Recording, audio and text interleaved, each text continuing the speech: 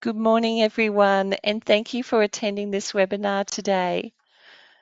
So we have a lot of people coming on today, so I will just get started on some of our housekeeping type items as people are logging in. Now, importantly, before we begin, BDO acknowledges the traditional custodians of country throughout Australia and their connections to land, sea and community. We pay our respect to their elders past and present and extend that respect to all Aboriginal and Torres Strait Islander peoples. I am your presenter today, so hello and welcome. I really appreciate you coming on and listening to this webinar. So my name is Judy White. I'm an Executive Director in Tax. The Tax Division actually located here in Brisbane. This is a little bit about me. Employment taxes is one of my specialty areas, and I do some presentations, training and lecturing. Very well probably know some of you through that, and also I think there's some of my lovely clients on today too, so a big shout out to you and thank you for coming along. Before we get into the agenda today, I also have some webinar housekeeping to mention. I'd like to draw your attention to this slide here on housekeeping. To start, you are all automatically muted, but we will be accepting questions throughout the session, and you can submit these using the question tab.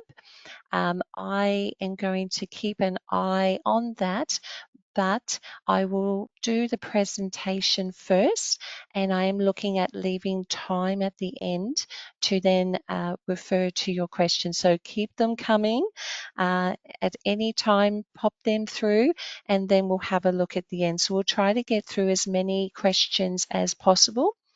However, if we cannot respond to your question, we will follow up after the webinar concludes. If you are experiencing any technical difficulties, please click the support buttons. They are at the bottom, so you should hopefully see them in the bottom tabs on your screen. And finally, this session is indeed being recorded. All of you will receive a follow-up email. It will contain the recording, it'll contain the slides, and so a link to recording and access to other webinars in this series as well. Some of you may have heard me talking about FBT, I think a couple of months ago now. So we have a series there that you can refer to, and we have some great future webinars coming up throughout the year as well. So you'll have the contact details for me also. Let's get started.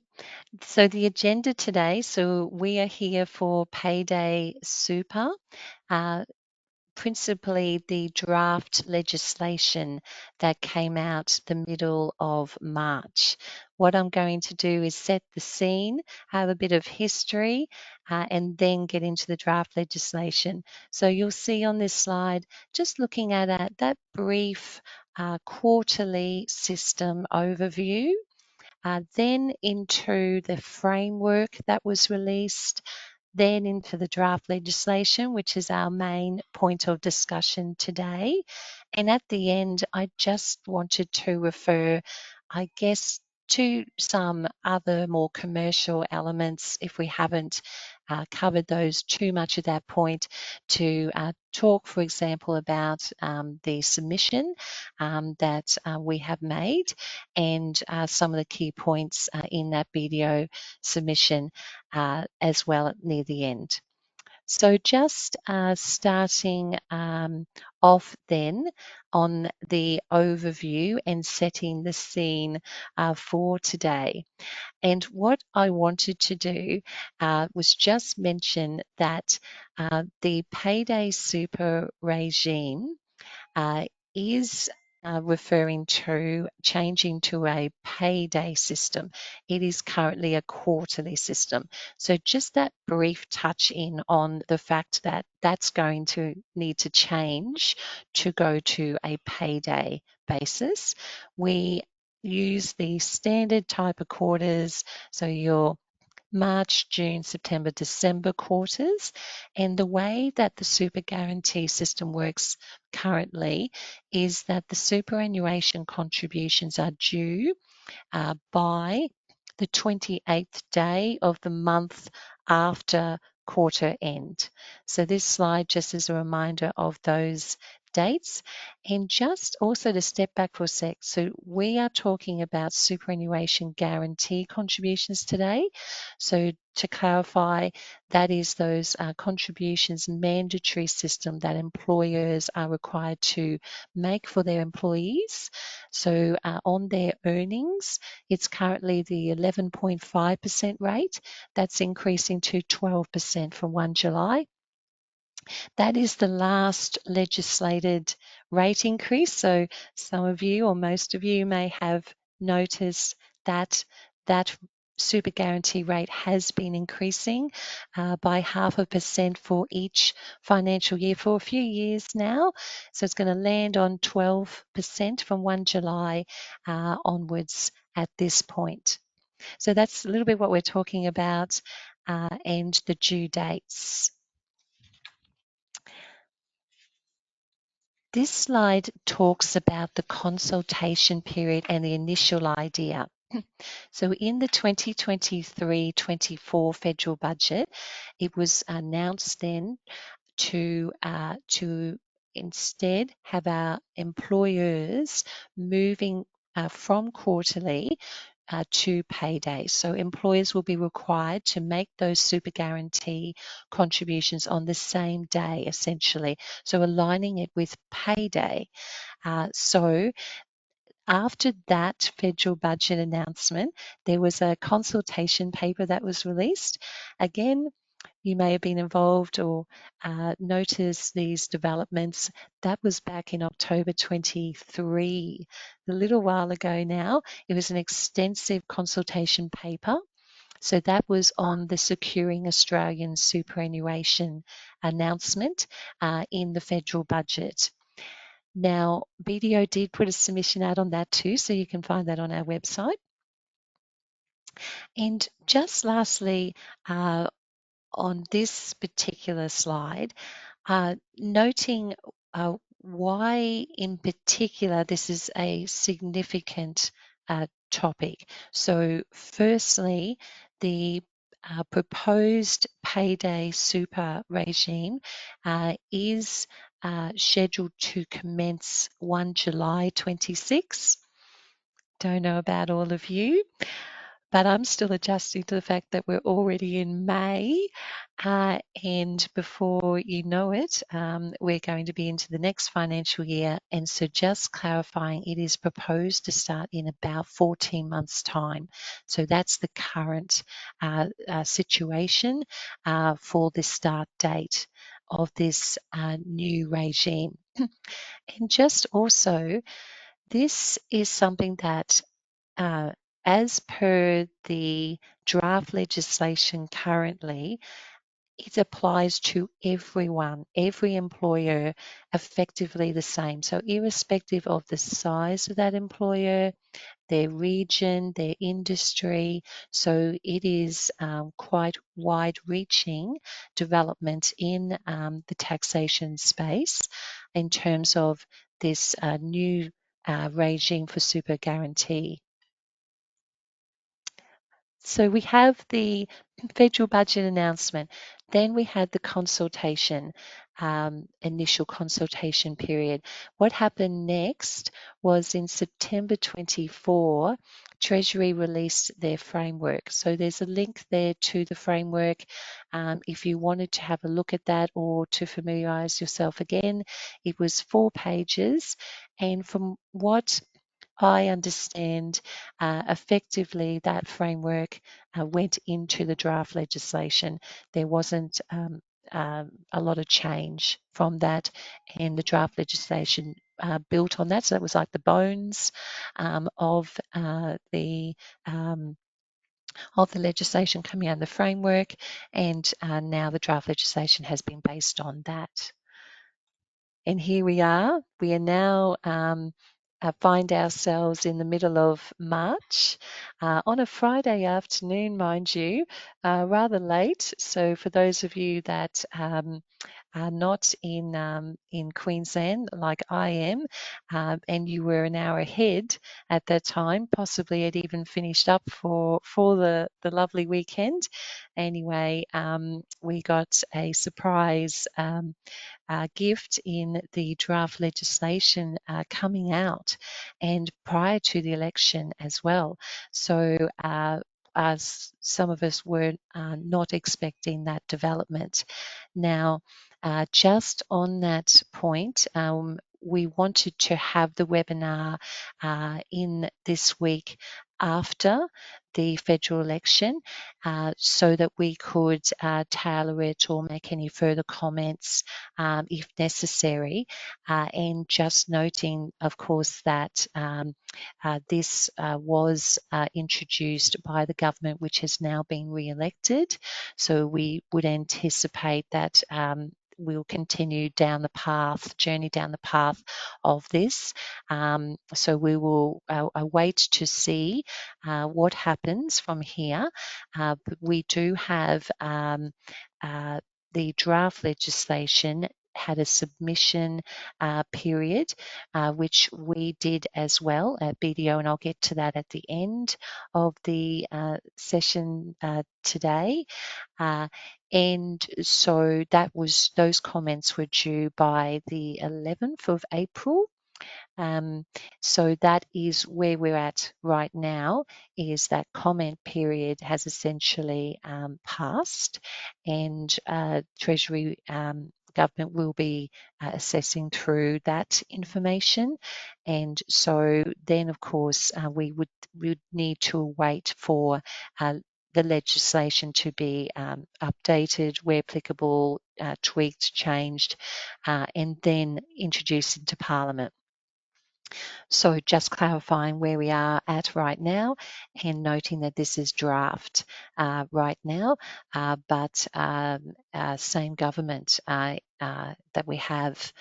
So we will expect this to progress through in coming months to legislation.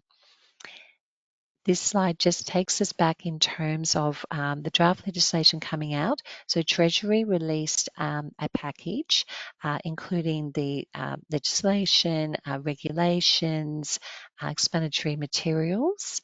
And so that does introduce significant changes. And what I was also wanting to mention here is that we have talked about the fact that employers are going to be required from 1 July 26 at this point to pay their employee super on a payday basis. That's the main objective here. However, what Treasury and Government has done is through the initial consultation process back in October 23, actually put out other questions and looked at the at other areas of the super guarantee law.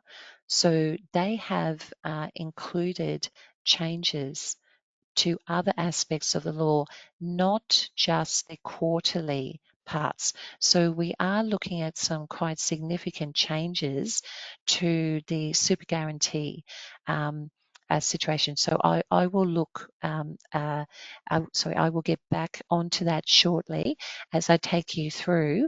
So, but you will see that it's not just all about changing the legislation so that it can support a payday basis instead of quarterly. There's actually other changes as well in there for us all to be aware of and to get ready for. We did put out a BDO article shortly after the draft legislation came out, so there's a link on the slide there that you might want to have a look at as well. So these are the points. So what I'm doing now is just having a look at several main areas that I think are good to raise and bring attention to. There's about 9 of those. And just before I kick off on those pointers, just to also note that there is new terminology introduced in the draft legislation. For example, qualifying earnings. Now, that is essentially going to continue to be based on ordinary time earnings. You'll also see qualifying earnings day, and that essentially is payday. So there are the look and feel is a little different. In the end of the day, though, employees should still be entitled to the same amount of super guarantee that they are under the current system that we have. It's just the timing, and there are some other areas that I'll go through now, just more in terms of super guarantee charge, penalties, those kind of areas. But the calculation of the super guarantee contributions are the same as they are right now, just some changes in terminology. So contributions, not a lot of change there. So let me take you through what changes are and just discuss some of those key points. This slide here, don't worry if I spend a little bit of time on this slide because there's a little bit to unpack here. So firstly, it would be remiss of me if I didn't clearly note that BDO is absolutely fully supportive of timely super contributions for employees and supporting that employees do receive those super contributions. What you'll see in these next few slides, particularly this one though, is a flavour where we also believe that the draft legislation, the way it is actually set out right now, we feel that it does require redrafting to ensure fairness for employees. So that fairness element, you will see a flavour of that coming through some of these particular points to bring to your attention. So we in particular think that the legislation it should ensure that employers are not considered non-compliant for factors that are outside of their control. And on that basis, this first slide here does have that element of factors that may unfortunately be outside of the employer's control. So I want to spend some time sort of just explaining why that could be the case. And I also just want to make sure I mention, in case I get a little bit too focused on these fairness issues, etc., is that there is a 7-day rule there. Now, I will go through each of these pointers shortly, but just to mention, there are some extensions to the 7-day rule in the legislation as well. And so just to briefly note that if there are new employees, then there's it's 21 days out of cycle payments, 7 days after that payday, exceptional circumstances. So there is 21 days in terms of that occurring, stapled fund rejections 42 days, and default fund failures 42 days. So if new employees out of cycle, exceptional circumstances, stapled fund rejections, if that is the situation, then there are some extensions to that 7-day period, but that's it. And in terms of exceptional circumstances, that's quite a narrow, defined term at this point in time. So it's things like widespread IT issues and delays on that respect, natural disasters, that kind of thing. So it is something that does appear to be a very narrow circumstance for exceptional circumstances. So not necessarily something that will come into play regularly. So just noting that a little bit around that 7-day rule, which I will come to, but so that I don't accidentally miss mentioning there are some extensions to that as well. So what are we talking about?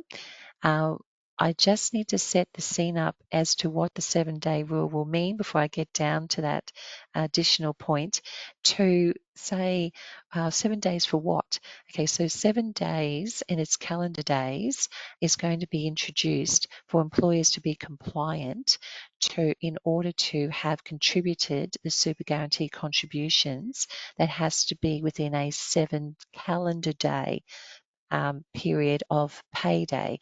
But what does that mean? So it means that they need to be paid. So this is the current system as well.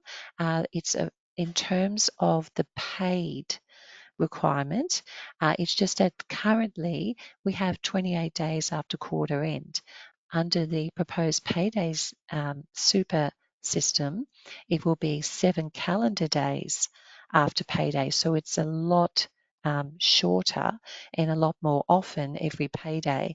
So therefore, I just want to spend a moment talking about, well, what is paid? So how do employers know that they have, or what does it mean for employers to have paid within the 7 days? So that is something where if we just ignore the ATO Small Business Clearinghouse for just one moment, please, and we'll come back to that, but noting it's ceasing at 1 July 26 as well.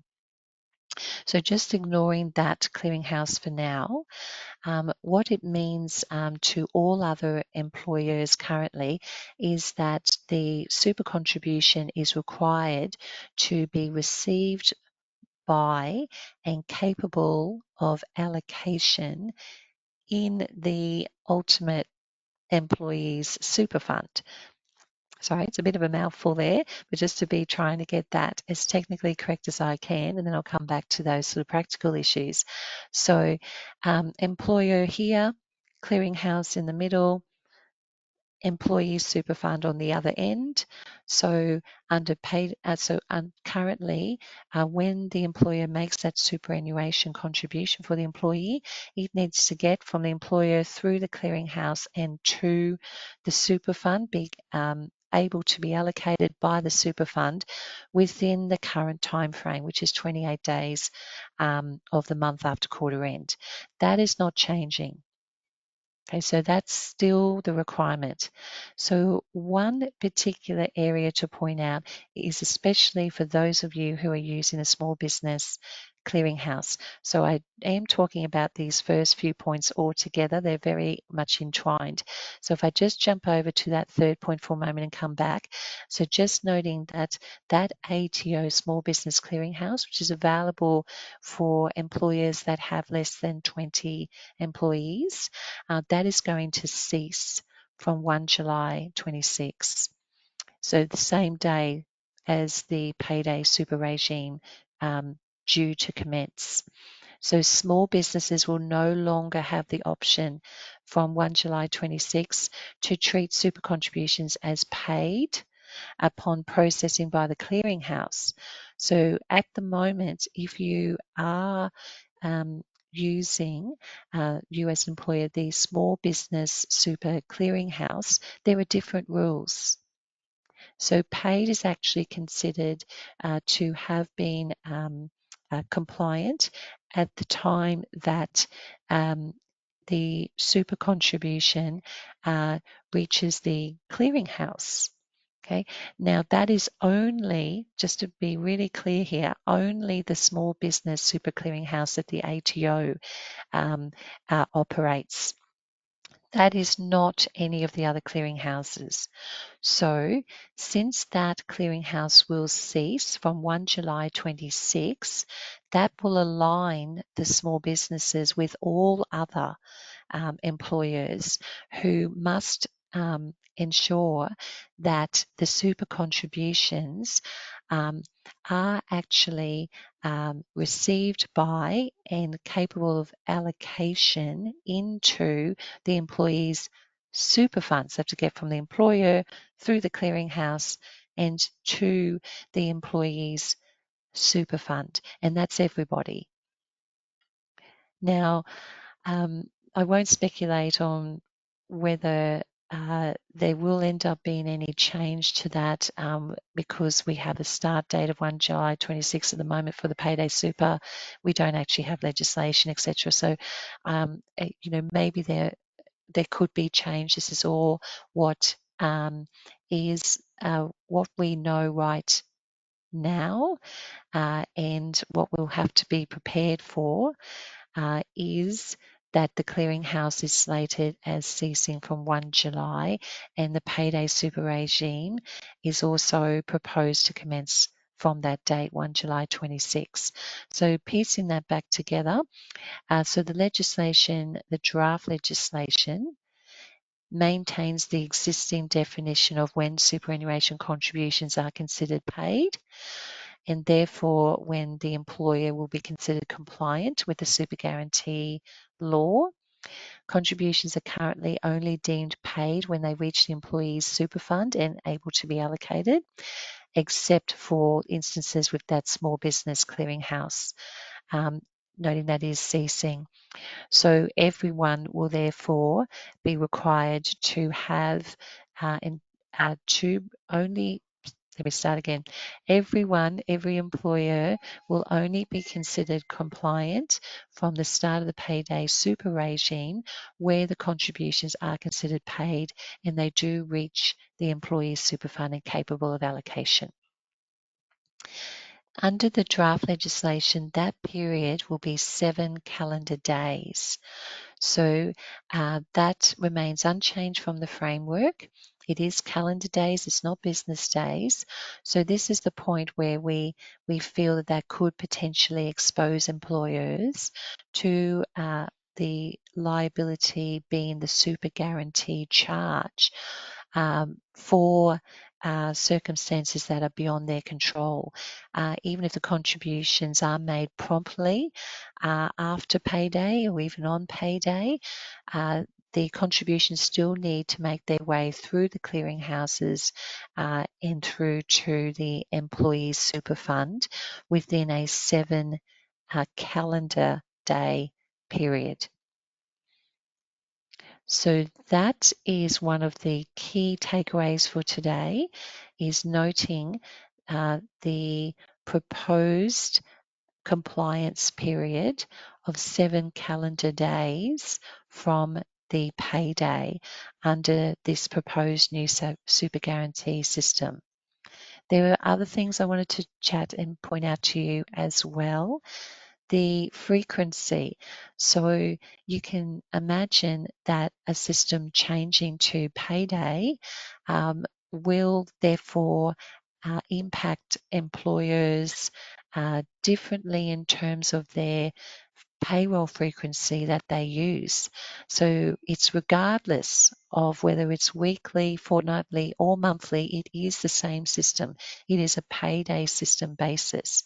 So therefore, if we have an employer with a weekly payroll, then that's a significant increase in the frequency of super contributions. So say there may be 13 in a quarter. We currently have 1 quarter basis. Fortnightly will be 6 in a quarter, and monthly would be 3 in a quarter. Now, that might seem a little obvious, but there's a couple of reasons why I just wanted to raise that. Just bringing attention to that. There's certainly some employers that are considering their payroll frequency.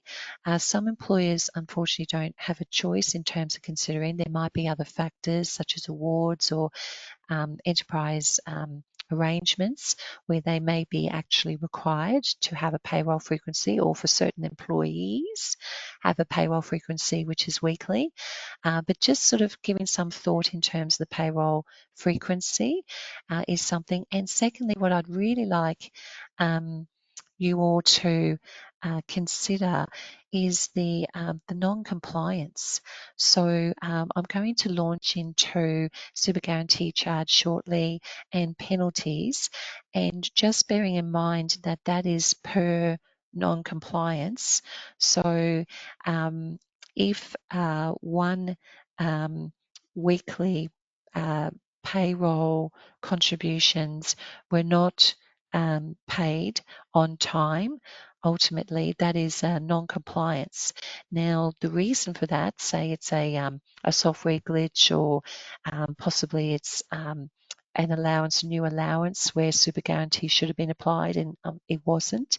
So whatever the reason might be, say that's not discovered for a little while, a month. If it's a weekly pay frequency, then that's 4 that have occurred before it's discovered or fixed.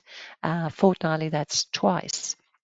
So just reflecting on the fact that when we start talking about where there's non-compliance, that there is a potential for a more than one instance of non-compliance, is fair to bear that in mind as we go through the further discussion that I have for you, and the risk.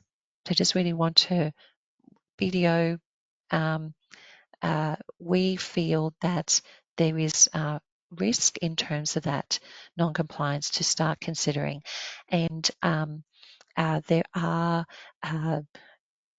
I guess, liabilities and harshness in terms of non-compliance where a super guarantee charge can arise, and there are penalties on top of that as well. So just in terms of penalties first, and then I'll come back to the super guarantee charge.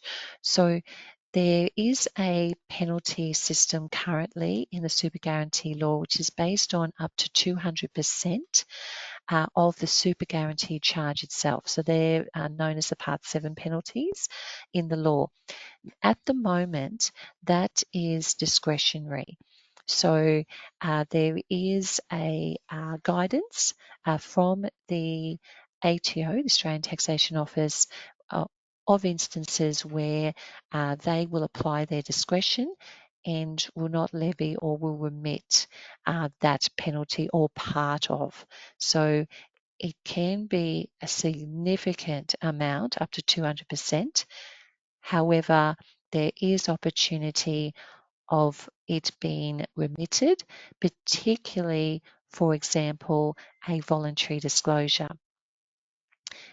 The new regime changes that to basically after a 28-day period, if the super guarantee charge has not been paid, then a penalty will be imposed, 25% for the first time and 50% thereafter in a 2-year, 24-month period.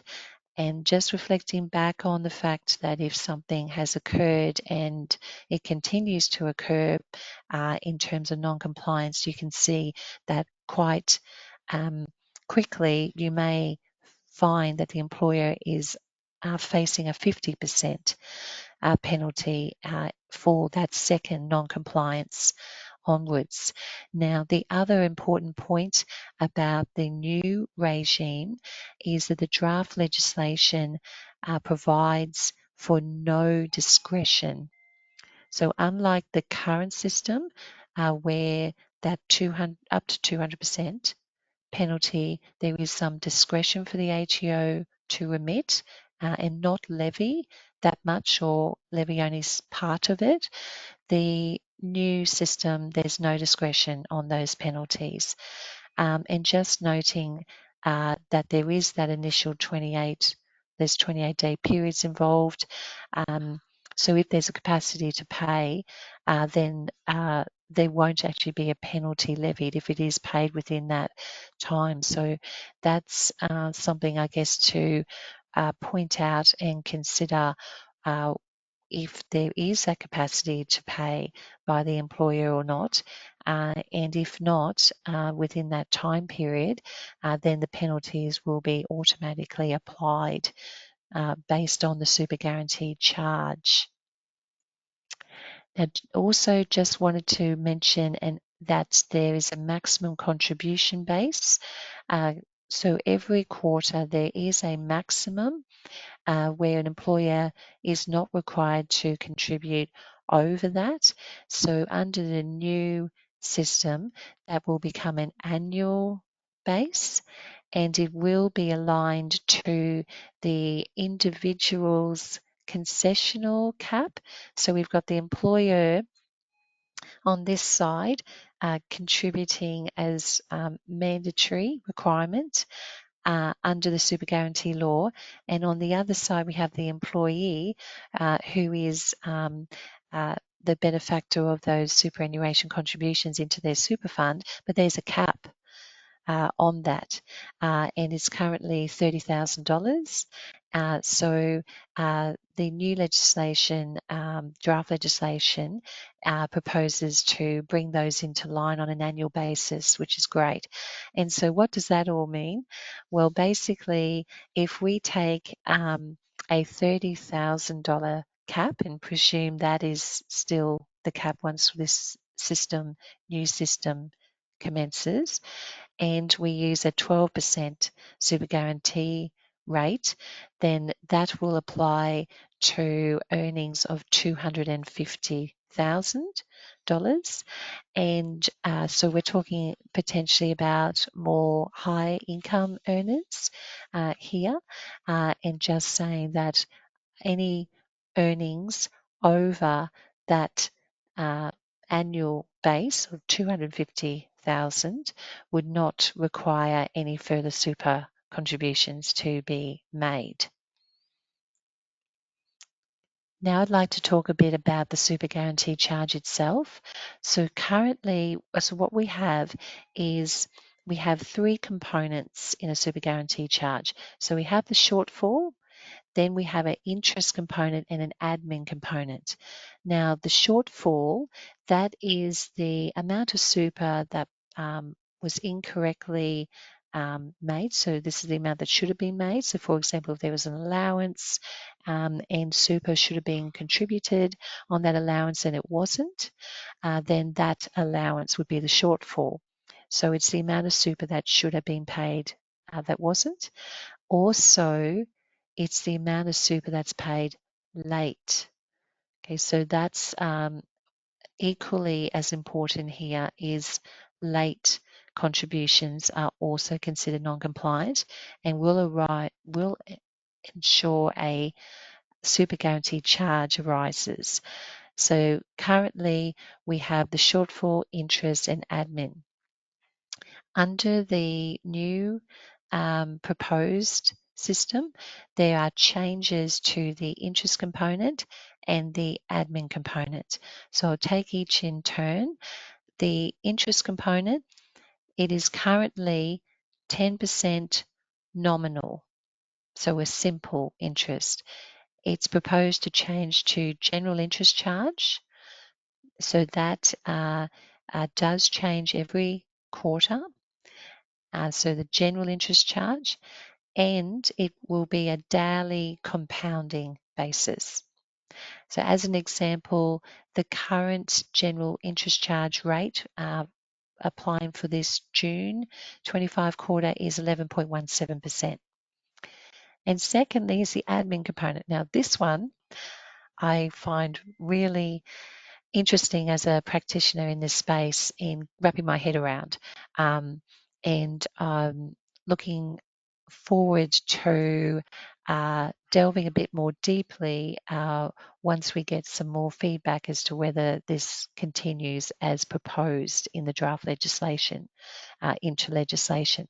So what I mean by that is it is currently based on a per employee basis, but under the proposed change, it will be an uplift that will be based on the shortfall plus interest. So its sort of basis is changing.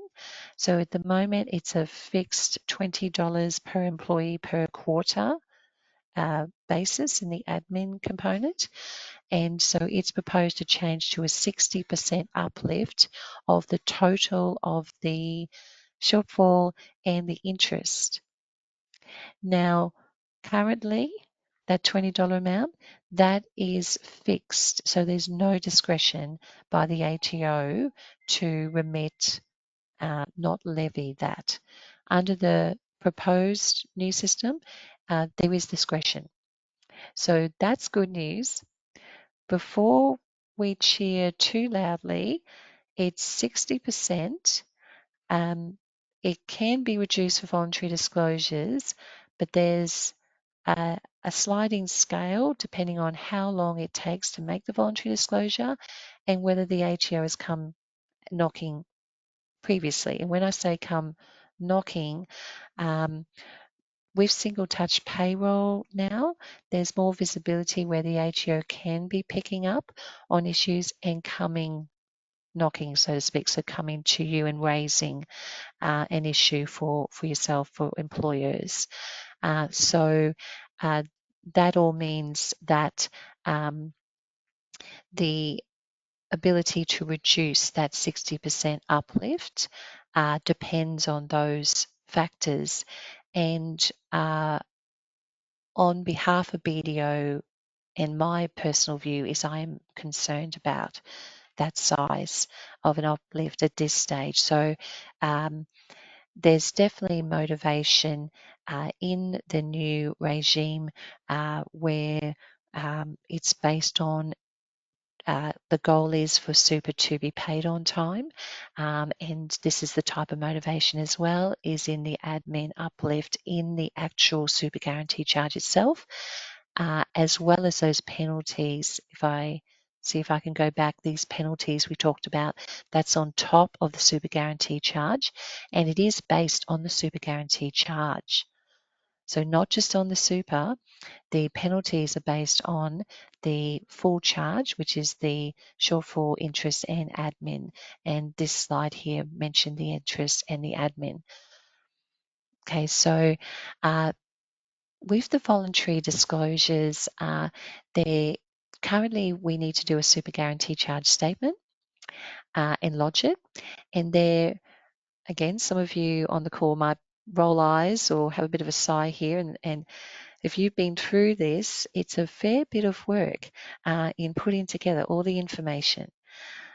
And so it's something to also consider as the administration that we currently have in terms of doing a voluntary disclosure and having to break it down per quarter and record the employees and the amounts that they should have had. Now, that is to be replaced with a voluntary disclosure statement under the new regime. It is noted in the explanatory materials that that is meant to streamline the compliance process for employers and still allowing potential reductions in like the administrative penalties and the uplifts and that sort of thing, including that 60% component. What I do want to mention as well, though, is interestingly, a voluntary disclosure that does not comply with the approved form will not be a valid disclosure, and therefore it will not reduce the admin uplift component. So it kind of circles back a little bit in terms of the explanatory materials saying that it needs to be in the approved form. So potentially that Excel spreadsheet that we have right now, maybe that might be the approved form. So there might still be that work involved. So we'll wait and see whether that can be streamlined further as well, so that we're not necessarily having to put the same amount of information in, but noting that a voluntary disclosure at this point does still require an approved form to be used. So one last point that I wanted to raise, some good news, is that the super guarantee charge will be tax deductible. So I have sort of mentioned quite a lot of points today, which will get you thinking. It's good to finish up on a point, though, where we know that's a positive outcome, which we have mentioned in our submission, that we are pleased and approved and applaud that the government will make it tax deductible under the new regime. It's currently non-deductible. Noting that under the new regime that doesn't extend to penalties though, so that 25% or 50% penalty, that will remain as non-deductible. Some further comments. So these proposed changes do signify a pivotal shift in how employers manage their super contributions. I've got 15 months there. When I first started writing these slides, we are at 14 months now. So we are awaiting legislative developments. It is fair to say, though, that preparation is crucial and can start today. You may find, for example, that anything that can be done more on a financial year basis. We are getting close to the end of a financial year now, so any potential changes in procedures and processes might be handy to consider if it's applicable that could say start from 1 July and be through a financial year. That might be handy. Also, there's performance reviews, for example, could be happening with employees right now, looking at contracts, looking at payroll frequency in contracts, or, looking at that sort of process might be handy to be keeping that a little bit in mind, that potentially as early as just over a year, 14 months down the track, we might have a new system in terms of the super guarantee contributions. So also other items with how employers can prepare. So just sort of starting to really take note of your payroll processes, the systems, the approach, the authorization. I'll remind you of the 7 calendar day period that is currently proposed. So authorization of super contributions quickly will be very important to have in place. Also having a look at the payroll items for your organisation, which ones do not have super on them at present is the risk area. Having a look at those in particular and seeing whether there is perhaps a need to review that or look at advice on that. Certainly would recommend looking at all your payroll items and in total to understand whether the super guarantee is being applied correctly or not as well. Communication with employees. As this progresses, employees will become more aware of it and will have questions, and also if there's changes in some of your processes or procedures, employees may be wondering what is happening. So just managing that whole communication with employees is important. Record keeping, reporting processes, just enhancing where you can, and just really having this in the back of your mind. That's something that we wanted to do here at BDO today is come out and just ensure that there is awareness that the draft legislation has come out, and this is what it says. This is when it's due to start at the moment, being 1 July 26. And so now as you move forward and you come across processes, procedures, is just to keep an eye out for this. And contractors. So that remains an area of focus. With the ATO, we've been talking about employee versus contractor for a while. In it being something that there's been a lot of cases. The ATO has revised some of their rulings. They've withdrawn a ruling. They've revised another ruling. So whether a contractor is an employee and therefore subject to super guarantee contributions is an area to have a look at. Any contractors that you engage, especially if you're going to be re-engaging them, is to really consider the impact that the Payday Super regime could have, and noting that risk area, are you contributing super for those contractors? So there's 2 things to look at. Firstly, are they indeed an employee under that common ordinary law meaning anyway, so that they should. So are you engaging with them in actual fact? There might be a risk that they really are your employee. That's the first thing. And the second thing, if that's not the case, sorry, I should just say, if that is the case, guarantee contributions are required if they are an employee. If that's not the case and they're not ordinarily an employee, then secondly, there's an extended definition in the super guarantee law, which does bring in contractors, so individuals who are under a contract principally for their labour. So there's an extended definition that also requires super guarantee contributions. So just having a review of contractors and whether they would be employees for super guarantee purposes or not. Seeking advice, we're always here to help, and please reach out. So the last thing, I see I've got about 10 minutes left, so I'm just going to very briefly just mention our submission because there are a few questions that I wanted to get to. So there's a link there to the submission where you can have a look at.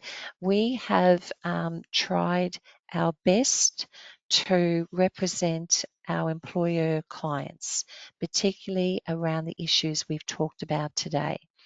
And we have put forward solutions that we think are reasonable that can be done instead of some of those particular legislation pointers, particularly around the 7-day calendar period and also around the start date, suggesting that to be changed, and the fact that it currently applies to all employers, no matter what their size. So we put forward some potential solutions of how that can be redrafted. So you may be interested in taking a look at that submission as well. We are awaiting any further developments once those submissions have been reviewed by government. So that is where I have finished with the presentation. So I am now going to see how many questions I can get through to finish up for today. So I do have some questions here. Now, first of all, I have a question here from Kath. Are there any exemptions? No. So there aren't any exemptions under the draft legislation as it's worded at this stage. Also have a question here from Paul. Continuation of ATO superannuation clearinghouse for micro businesses. How will this fit in with timing? Okay, so at this stage, the superannuation clearinghouse, the small business one, is ceasing from 1 July 26. So therefore, that means that at this point that is not continuing and there isn't any other concession that is included in the draft legislation for those micro businesses. Now, I've got another question here from Parak. How about entities paying salary to owners only and in lump sum amounts? So just in response to that, effectively how it works is once the earnings are paid, that creates the obligation to make a super guarantee contribution. So that is the basis when those earnings are paid. So thank you for that question, Prag. I have another question here from Messian, who I actually do happen to know as well. So Hi there, hope you are well. Um, Now, that question is super guarantee eligibility in redundancy payments and for contractors. So I did include that contractor part just in terms of redundancy payments that there is not currently there is no superannuation required on that actual redundancy type termination payment, and the basis of the super contributions are the same, being carried into the new legislation. I have a question here from Kevin. What tools will be available for employers and their third-party partners to validate an employee's super details during onboarding or payment process? So another excellent question. Thank you everyone so far for these questions. Watch this space. Okay, so we need to see what the situation will be in the super industry as legislation basically becomes law. We will then hopefully see some further tools available in that area. I have a question from another Paul. Why don't the ATO chase the recalcitrant employers rather than imposing a scheme in terms of that small business burden that was already raised in a couple of other similar questions in terms of this application on more of those sort of micro businesses or those closely held businesses. So just on that one, it appears the intention is to achieve that through the penalty system. However, I do agree with the impact of this on small businesses, and as I mentioned, certainly our submission as well really focused in on that to try to bring in some new ideas and possible solutions for having to support the smaller employers as well, rather than the regime apply to all. So totally agree with that. Thank you, Paul. I have a question from Miranda. Will there be any concessions for businesses whose bookkeeper, accountant processes the pays quarterly, that kind of thing? Miranda, there's no concessions at this stage again. So just clarifying, the super guarantee will arise on that payday under this regime as it's currently proposed. I have a question from Rebecca. Will this work in Xero?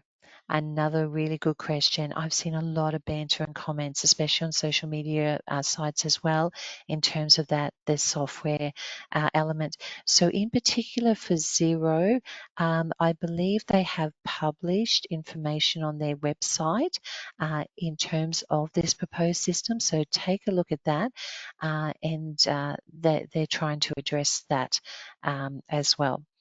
Now, I've just got a couple minutes left, so I'm quickly trying to see if there are some different questions.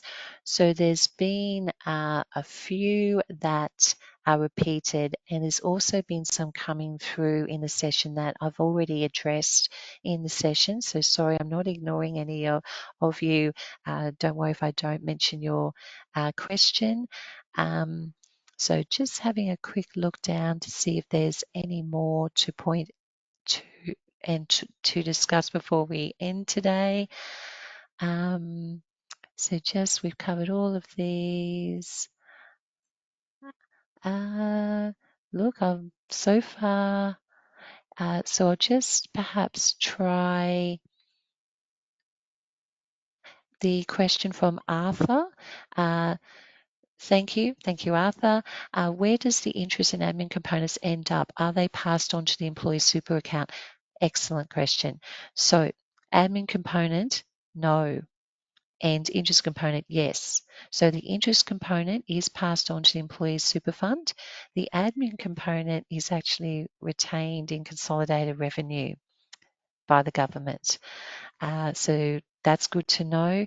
I think that also raises thoughts around if it can be streamlined further, where if there is a shortfall, perhaps as long as the employer can add on, say, an interest component, then that potentially can be sufficient rather than also having an admin component, having super guarantee charge statements, voluntary, having penalties, etc. So it's a good question because it raises a few other thoughts. I think I'm nearly out of time, so I'm just double checking because I've only got a few more here to see. Um, uh, Last question from Tracy. Can we start implementing this now? So Tracy, sorry, you may have popped that one in before I mentioned some comments already, but just saying that there are some employers that are already trying to look at not just changing or updating their processes and procedures to assist them if when this regime comes in, but also to look at whether they pay more regularly. So instead of quarterly, paying monthly. And I even have seen banter and know of some employers that actually are trying to get as close to payday. So yes, you can implement it now, but there's cash flow issues and obviously there's procedural issues and software issues that to all weigh up in the amount of time that it takes to actually ensure that all the employees' details, everything is correct so that it will go through the super fund and not bounce. The more regularly you do that, there might be some issues around that. So I hope that helps. And I think on a quick look, that was the questions. If I have missed a question though, we will come back to you after the webinar. I see we're just a little bit over, so I probably should be wrapping it up now. So thank you again for coming and listening to me speak today. It's much appreciated. So I'll say goodbye now and hope you have a great day, and don't hesitate to reach out to myself or your BDO advisor with any questions at all. Thank you. Take care and goodbye.